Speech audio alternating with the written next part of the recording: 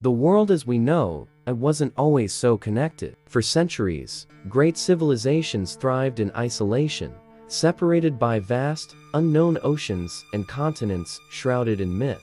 What you knew was what you could see. But then, something changed. A new era dawned, fueled by a potent mix of ambition, faith, and a thirst for the unknown. An era that would shrink the world and forever alter the course of human history. This is the story of the age of exploration. Before the first ship set sail into the vast blue unknown, Europe was a continent on the brink of transformation. The Renaissance had sparked a fire of intellectual curiosity, challenging old beliefs and encouraging a new way of seeing the world. At the same time, the fall of Constantinople in 1453 sent shockwaves across the continent. This critical trade hub, the gateway to the lucrative spice routes of the East, was now under Ottoman control. Spices like pepper, cloves, and cinnamon weren't just luxuries. They were essential for preserving food and were worth their weight in gold. Suddenly, the old overland paths were closed,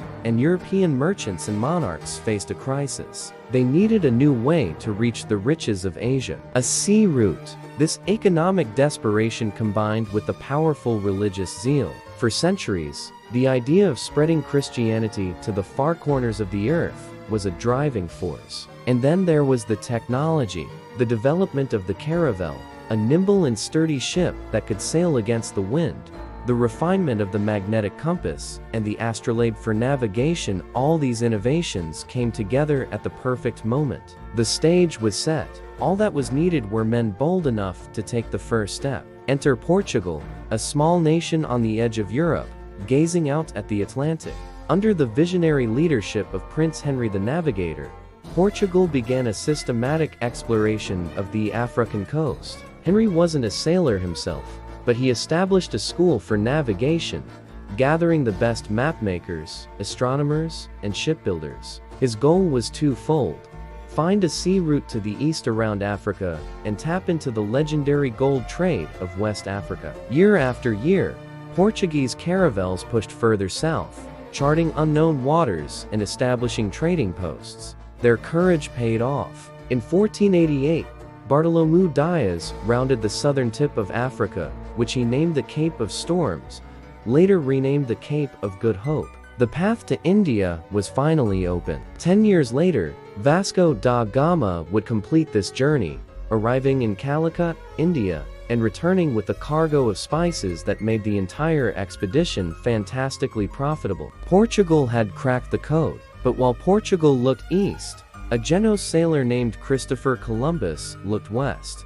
He was convinced, based on flawed calculations, that he could reach the East Indies by sailing directly across the Atlantic. After being rejected by the Portuguese, he found a patron in Queen Isabella of Spain. In 1492, with 3 small ships, the Nia, the Pinta, and the Santa Maria, Columbus set sail into the void. After a grueling voyage, he made landfall on an island in what we now call the Bahamas. He believed he had reached the outskirts of Asia, a misconception he held until his death. He hadn't found a new route to India, but he had stumbled upon something far more significant: a new world. Columbus's voyages opened the floodgates. Spain, eager to claim its share of the world, sponsored more expeditions. Amerigo Vespucci, another Italian explorer, sailed along the coast of South America and was the first to realize this was not Asia, but an entirely new continent. It is his name, Amerigo, that was eventually immortalized on the maps as America. The race was on. In 1519, the Portuguese explorer Ferdinand Magellan, sailing for Spain, embarked on the most ambitious voyage yet to circumnavigate the globe. Though Magellan himself was killed in the Philippines, one of his ships, the Victoria, made it back to Spain in 1522, proving definitively that the world was round and that the oceans were all connected. The discovery of the Americas unleashed a wave of conquest. Spanish conquistadors like Hernán Cortés and Francisco Pizarro arrived in the New World driven by a lust for gold, God, and glory. With steel weapons, horses, and cannons, things the native peoples had never seen. They toppled the vast and sophisticated Aztec and Inca empires. But their most devastating weapon was invisible. European diseases like smallpox and measles, to which the indigenous populations had no immunity, swept through the continents, wiping out an estimated 90% of the population in one of the greatest demographic catastrophes in human history. This encounter of worlds, what we now call the Columbian Exchange, forever changed life on both sides of the Atlantic. From the Americas, Europe received potatoes, tomatoes, corn, chocolate, and tobacco crops that would revolutionize European agriculture and diets. From Europe, the Americas received wheat, sugar, coffee, and livestock like horses, cattle, and pigs, which transformed the American landscape. But this exchange was not equal. The immense wealth of gold and silver plundered from the Americas fueled a golden age for Spain and poured into the European economy, but it came at a terrible human cost.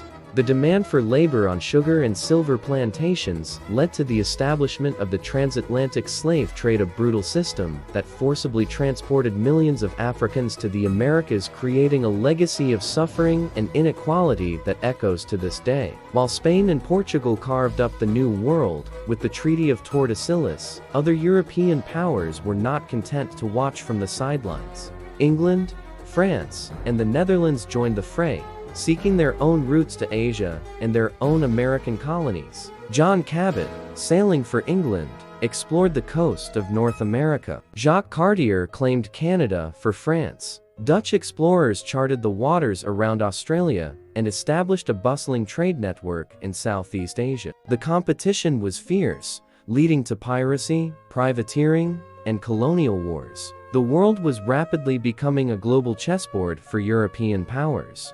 The Age of Exploration was not a single event, but a complex and cascading series of moments that reshaped the planet. It was an era of incredible bravery and scientific advancement, but also of unparalleled brutality and exploitation. It connected humanity like never before, creating the first truly global economy and cultural exchange. Yet, it also laid the foundation for centuries of colonial rule and systemic inequality. The world became smaller, but for many, it also became a much more dangerous place. Looking back, we see the dual-faced legacy of this era. It sparked the scientific revolution, expanded human knowledge, and created the interconnected world we live in today. But we cannot ignore the dark side, the destruction of ancient cultures, the decimation of populations, and the horrors of the slave trade. The story of the Age of Exploration is a stark reminder that progress often comes at a cost, and that the pursuit of knowledge and wealth can have consequences that ripple through generations. It is a story that is not confined to the past. It is written into the very fabric of our modern world, in our cultures, our economies, and our societies. Understanding this history is essential to understanding ourselves. Thanks for watching. Don't forget to like, subscribe, and hit the bell for more journeys into the past.